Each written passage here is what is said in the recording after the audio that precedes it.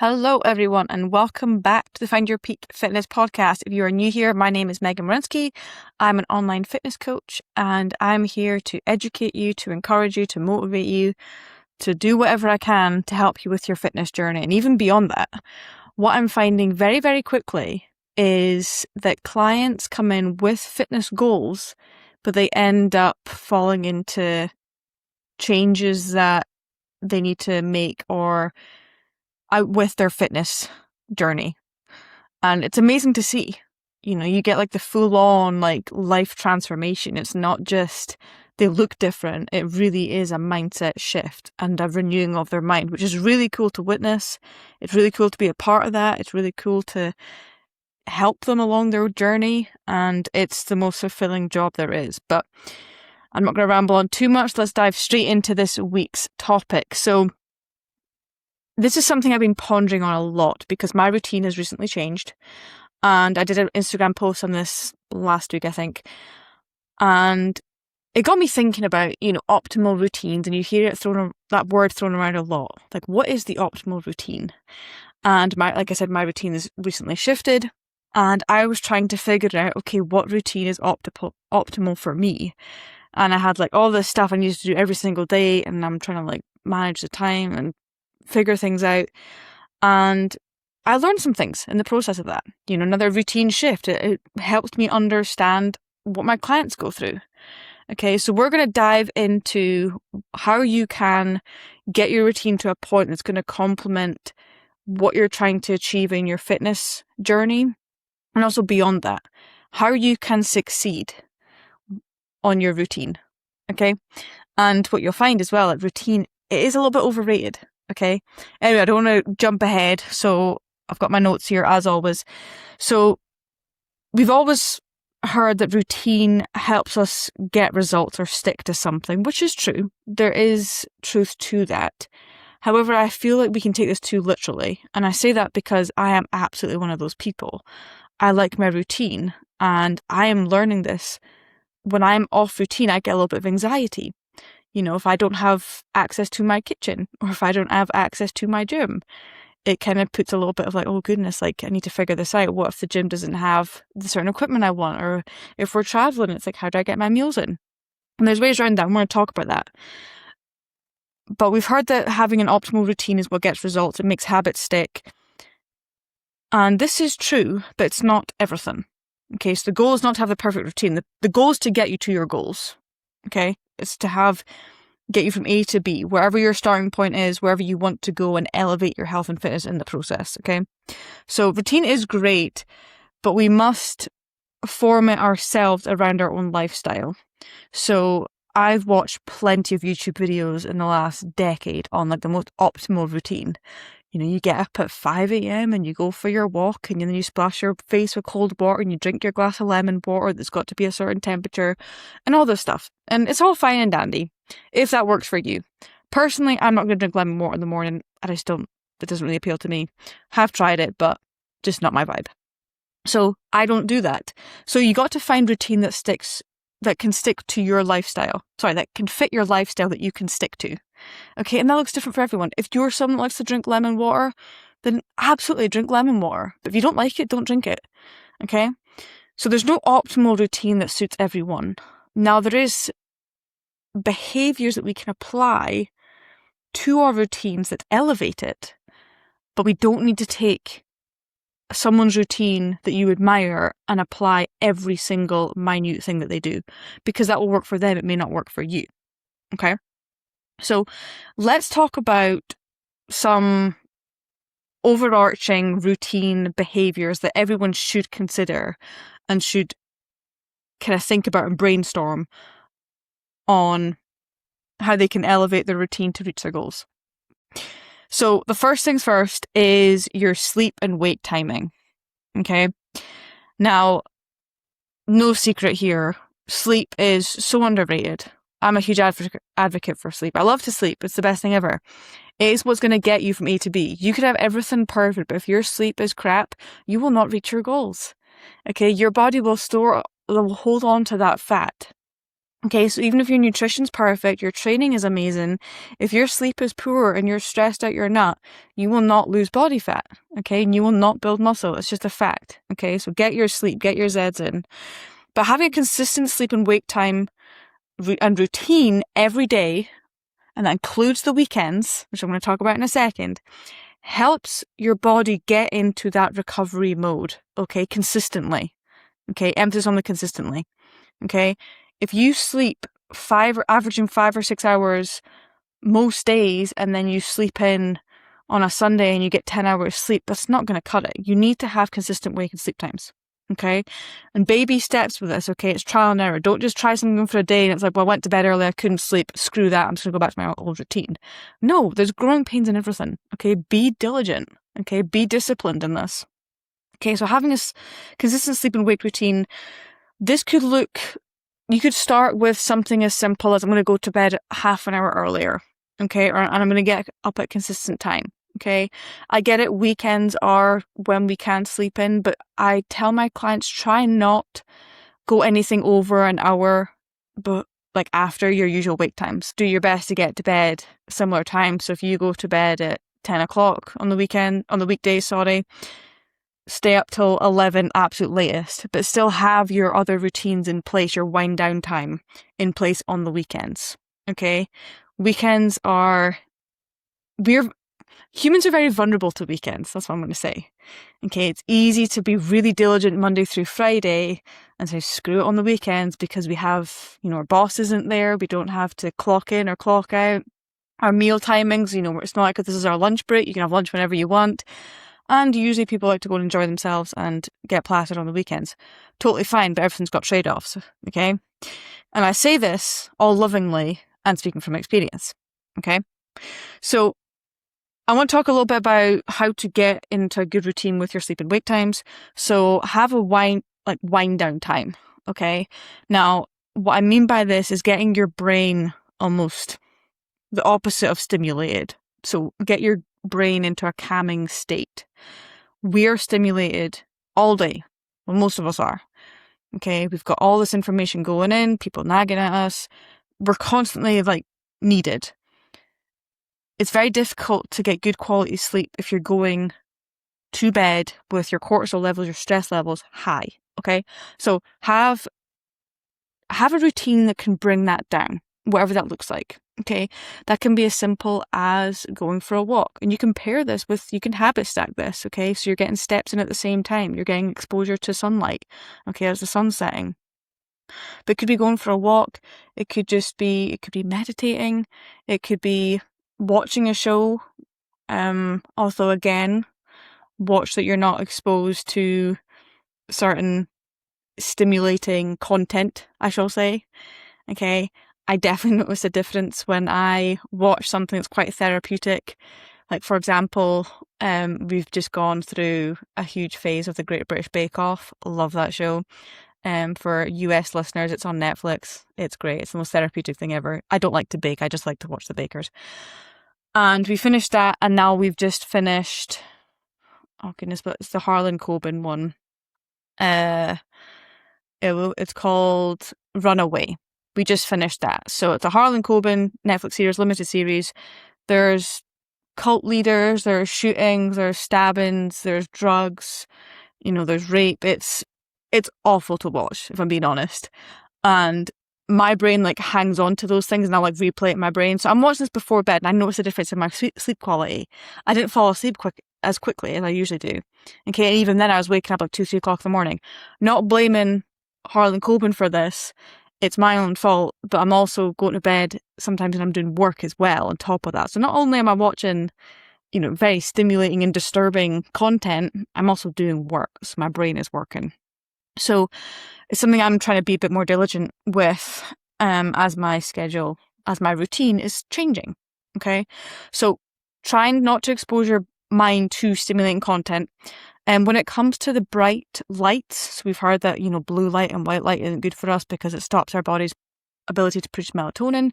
Melatonin is your body's natural ability to fall asleep. Okay, so when you get sleepy, when you start yawning, your body is producing melatonin. When we expose our eyes to white light or blue light, our bodies stop producing melatonin. Okay. So I bought myself, it was months ago now, probably even closer to a year, blue light blockers. Okay. You can buy these online. I got the Roka ones. Did I notice a huge difference? Not really, but I know there is. The science proves it. Okay. So anything we can do to help elevate our recovery and our sleep quality, take it. Okay. So I highly recommend investing in some blue light blockers if you're someone that likes to watch TV before bed. Okay.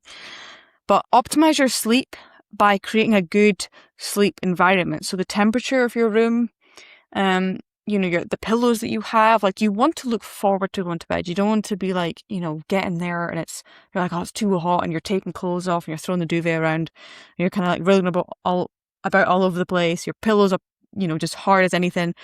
Make sure you have a good sleep environment. Invest in it. Okay. Spend money on these things. If you're serious about your health and fitness goals, spend money on these. Okay. Because it's paying off. Okay. Don't spend money on Uber Eats. Buy a new pillow or buy some blue light blockers. Okay. So make sure you have a good sleep environment, and that's different for everyone. When it comes to your waking up times, okay.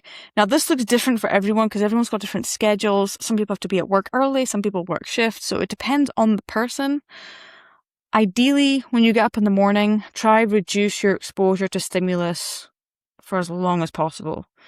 Okay. And if you are tempted by this, so this little thing right here, if you are tempted by that, take it away from your line of sight first thing in the morning. I had to do this because I'm just weak like that. So I now charge my phone on my desk. It's not in my bedroom where like it used to be. I invested in an alarm clock thing that's like the birdies start chirping in the morning. It's really therapeutic, actually. I got that probably about 2 years ago now, and now I don't look at my phone before bed, and I don't look at it as soon as I get up, and it's really, really nice. So if you are tempted by that, just remove the temptation. And if you can, as soon as you get up in the morning, try get some sunlight, try get some movement first thing in the morning. It just helps naturally wake up your body rather than like pounding it with caffeine. Okay, you'll notice a big difference if you allow your body to naturally wake up rather than like forcefully waking up. I hate forcefully waking up my body. I'm just miserable. A good tip, if you're not sure whether or not you're getting enough sleep, set your alarm. And if you're waking up like a little bit before your alarm, you're not even making it to your alarm, then that's a really good sign. Okay. If you're finding you're sleeping to your alarm every single morning, you're probably sleep deprived. So if your alarm's set for 6 and you wake up at 5:45 every morning, that's pretty good. But if you're waking up at 6 and your alarm's going off and you're just like slamming that thing on the ground, you're probably accumulating sleep debt. Okay. But sleep, like I said at the start, is the driving force for any goal. It is needed for recovery. Like I said, without sleep, we're just miserable and we won't grow and we won't lose body fat. Okay. So make sure you're getting your sleep. Okay. Let's move on to training. Okay. So training should take priority, regardless of what your goals are. Okay. I don't care if you're competing in a bodybuilding show or you're training for a powerlifting meet.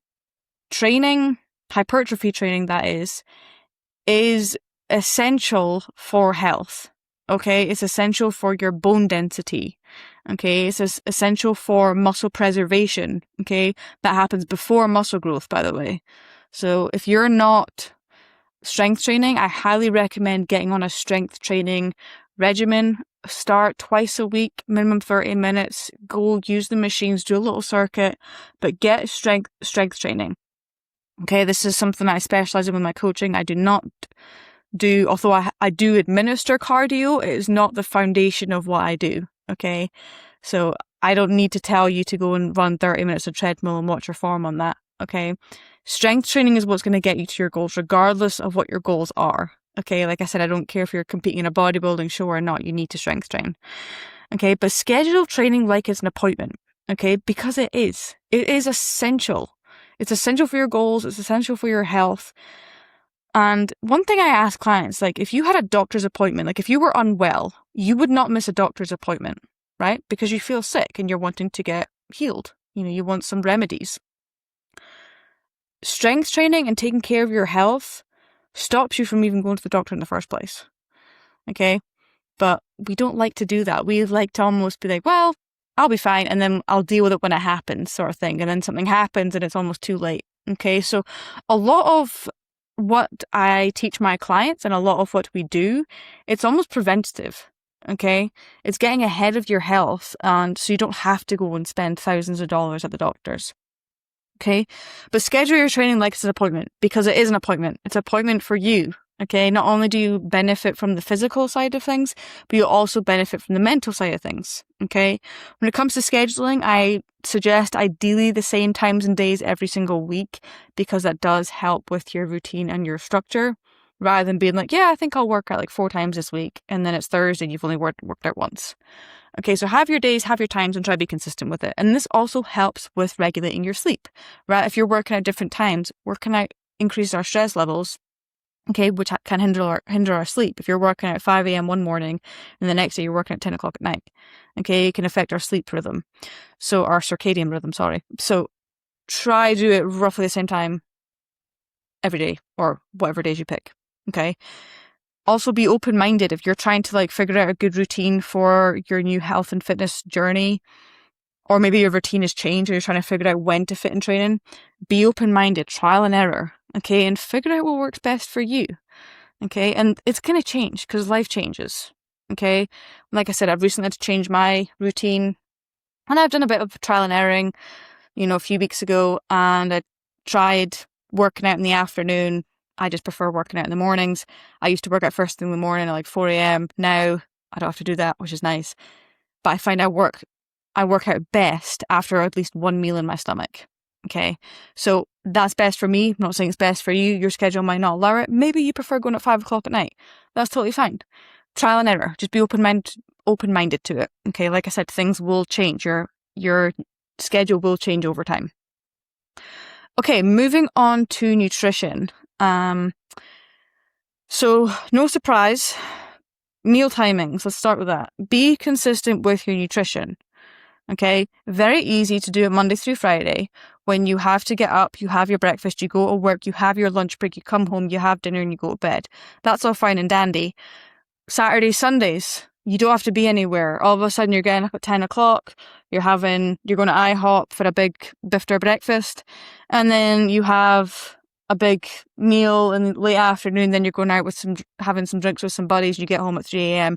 and then on Sundays you get up and you're just feeling like crap and you have hangover meals, and then you go again Monday and you wonder why you're not getting anywhere. So be consistent with your meal timings. Okay, so wherever you do Monday through Friday, try and do it the similar thing Saturday, Sunday. So when Monday comes back around, you're not kind of scrabbling. Okay, you're not like pissed off at yourself because you messed up over the weekend. Okay, so try be consistent with your meal timings. Again, this doesn't have to be like spot on. It doesn't have to be like you eat breakfast every day at 7 o'clock on the dot and then lunch is dead on 12 o'clock. Okay, there can be room for flexibility, like 30 minutes, an hour. But consistent meal timings will help you stick to your macro targets. Okay, it will help you get your protein in. Okay, which a lot of people struggle with. They struggle to get enough protein in the day. Well, there needs to be some thought, some planning behind it for you to get enough protein in throughout the day. Okay, so having consistent meal timings will help you hit your macro targets. Okay, with regards to the quality of food, okay, try your best to be consistent with the quality of foods that you're eating. So minimally processed foods. Okay, again, this will help with take goals out of it, your overall health. Okay, making sure you're getting enough macro and micronutrients. Okay, so plenty of fruits and veggies, whole grains, all that good stuff. Be consistent with that. Remember that you're eating to fuel your body, okay? You're not eating to hinder it, okay? Before enjoyment of food comes, there's got to be like a checklist of, okay, does this align with my goals? Does this align with my health, with my intentions, with my assignment, okay? If it doesn't, then limit it, okay? Don't cut it out, but limit it. If you love a Big Mac, that is like your favorite meal on the planet. If that was like you were going to die and you got one choice and Big Mac would be it, don't cut it out. Okay? Have it. Just limit it because it's not that great for you. Okay? And it's not really going to help you with your goals. We're allowed to have processed foods. Okay? They are enjoyable, but they do not contribute as much as whole foods do towards our goals. Okay? So if you're serious about your goals, I recommend at least 80% come from whole healthy foods. Okay, moving on. So rest and recovery, and this point is separate from sleep. Okay, so sleep's kind of like its own point. I want to talk about rest and recovery. And this is almost time away from training. This is time away from work and just like life, essentially. This is where you should enjoy time, okay? Have enjoyment in your life. We're not robots, okay? So your routine, it can make you robotic, okay? I've been there, and it's not fun because you lose the enjoyment of the process, okay? So you've got to have some flexibility in there. What does this look like? It can be you do something fun on your rest days, okay? On the weekends you go for a hike, you take holidays every so often, you go out for dinner with friends, but it's a break from your routine that makes your routine less rigid and strict. If we feel rigid and trapped in something, it's never going to have good results, okay? Same with nutrition. If you have rigid nutritional goals for the rest of your life, eventually you will snap. Okay, we're not meant to live a life of rigidity. Okay, you want to have it's a good work-life balance, essentially. Okay, so a good routine enjoyment balance. And like I said, it makes the process more enjoyable and easier to adhere to, which is what we want. And that means if you adhere to it, you're going to reach your goals. Okay, so make sure you schedule time for enjoyment within your routine. Okay, and again, it may just be like a free day. And you may decide to go somewhere like that morning. You might, hey, let's just do this. Okay, so it could be a bit more like spontaneous. That's the word I'm looking for. Okay, and you can also habit stack these. So on your spontaneous days, you can schedule things that work towards your goals, but there's so much enjoyment there, you don't actually even realize it's working towards your goals. Like going for a hike, okay, going for a nice walk. Okay, motion is lotion. That helps with recovery, and you're also getting steps in, you're burning calories. Okay. Going for a massage, it's very relaxing. Other accessory recovery methods, things like a sauna, cold plunge, although some people might not find cold plunges exciting or enjoyable. But schedule things that you find enjoyable, but also work towards the recovery process, okay? So you actually feel recovered after a rest day, okay? I cannot tell you how many rest days I've had where I actually don't even feel rested the next day. And it's because I end up just scheduling something or doing something that causes me to get stimulated or stressed. And I don't just take a full-on rest day where I'm doing something spontaneous or fueling my body with more carb-rich foods. It's easy to fall into the trap of, well, this is my routine and I have to stick to this to reach my goals. It also gives us mental recovery. And this is so underrated and overlooked. But it takes a lot of mental effort to stick to routine, especially if we're in a dieting phase, to stick to that rigid routine and stick to our calorie goals and get our protein in and strength train. It requires a lot of cognitive stimulation, okay? So rest days and enjoyment, something away from that, so that's why refeed days are really good. It lowers the cognitive stimulation, okay? And it allows us to actually feel mentally rested as well as physically, okay? And that, again, it helps with adherence. So things like being in a quiet place can help. I always joke to my husband that he can enter his nothing box. I'm still trying to figure out what my nothing box feels like, but I'm sure I will get there. But being in a quiet place, and this is very unnatural in today's society because there is just so much noise. And even when we go into a quiet place, we have social media at our fingertips, so we can go in there and all of a sudden it's noise and we don't feel rested and we get stimulated and we're starting comparing, we feel like crap. Okay, have you ever gone on social media and thought, that was a really good use of my time?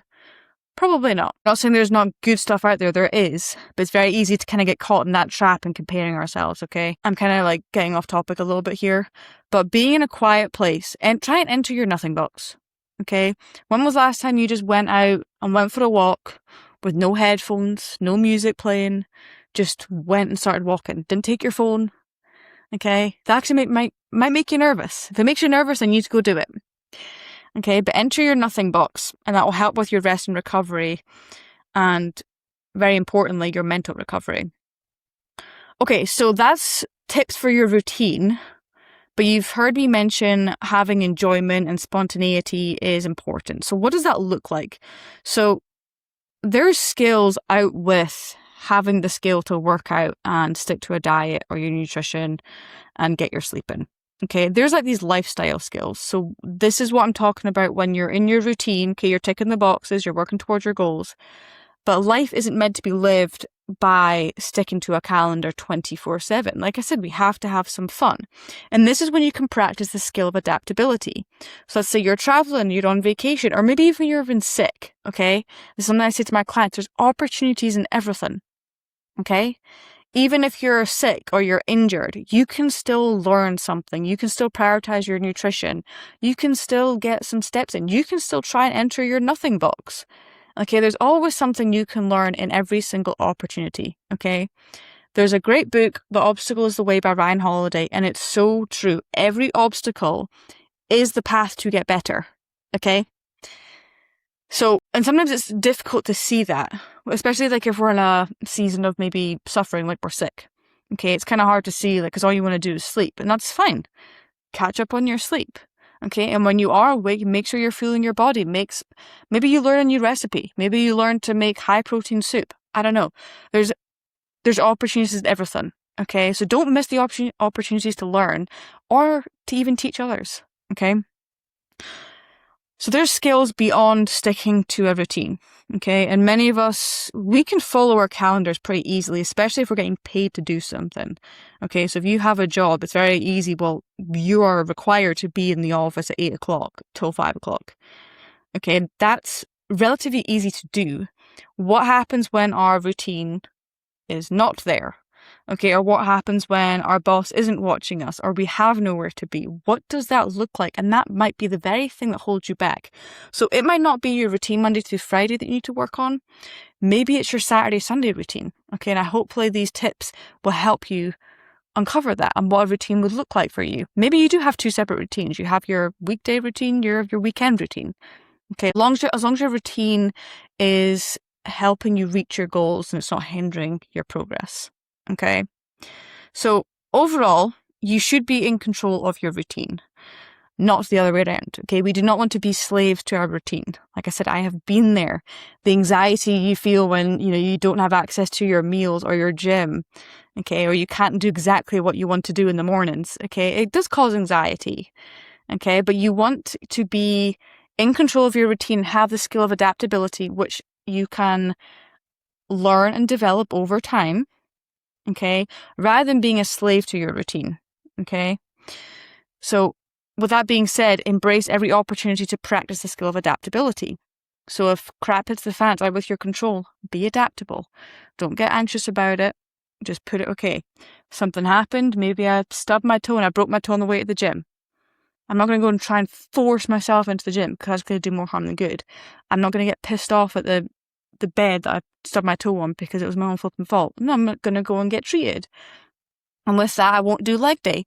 I can still do upper body day. Okay, I can still work on my shoulders, my arms, my back, my chest, everything. Okay, I can get dialed in my nutrition. Now I'm not doing leg day. I can prioritize other things. I've got a bit more time. I can maybe learn a new skill. Okay, so there's opportunities in everything, even if you stub your toe. With that being said, learn from every situation. Okay, and I know that sometimes can be uncomfortable, especially if we mess up. Sometimes we just want to forget. But what to do is assess, discuss it with someone. So whether that's a friend, a coach, but someone that can actually help you, okay, and talk things through. Like, why did that happen? Okay, why did, you want to set your alarm? Or why did you want to get up at 5 a.m. and go work out, but you didn't because you woke up and you were tired and you were groggy, you turned your alarm off? Maybe you need to work on your evening routine. Maybe you need to get to bed earlier. Okay, but assess it, discuss it, then review it. So what are you going to do next time? Okay, next time I'm going to try to get to bed earlier. Okay, I'm going to turn the TV off at 8 o'clock and I'm going to go to bed and I'm going to read. Okay, so assess it, discuss it, review it. That's applying strategies. Repeat. Okay, and you're going to be doing this for the rest of your life. Okay, this is something I still do because I still mess up to this day. I absolutely do. Okay, and it's something I've almost dialed in. Okay, if I mess up, what do I need to do? I don't ignore it. Okay, I recognize I've messed up. I speak to someone about it. We review it. Even sometimes then I'm still uncomfortable. I'm still like, I can't believe I just did that. And then I implement, I just repeat it. Okay, and what you'll find is you get more comfortable with your mess ups, but you're learning from them, or you're not missing opportunities to learn from them. Okay, so when they do happen again, they're less extreme. Okay, and you're also reducing the risk of them happening again. Okay, so overall, routines, they're great. The optimal routine is the one that you can stick to. Okay, it's not my routine. My routine is not optimal for you. Your optimal routine is the one that you can stick to. Okay, it's the one that fits your lifestyle. Okay, it's the one that aligns with your goals. Okay, it's the ones that are easy to stick to. It's the ones that you can do the behavior that gets you from A to B. Okay, it's not the one that I do. It's not the one that Ryan Holiday does. Okay, if you feel like drinking lemon water in the morning is for you, then do it. Okay, but whatever you need to do to get a routine that complements your effort and also gets you to your goals and aligns with your goals, then do it. Okay, whilst also enjoying life and practicing the skill of adaptability. Okay, you want to enjoy the process more than anything. If you don't enjoy it, you need to review it. Okay. Anyway, I hope you guys enjoyed that episode. Thank you, as always, for listening. If you did enjoy this, please like, share, subscribe. It really helps the channel. And also, you never know who you might inspire in the process of doing so. Okay. So I appreciate every single one of you. I will see you guys next week.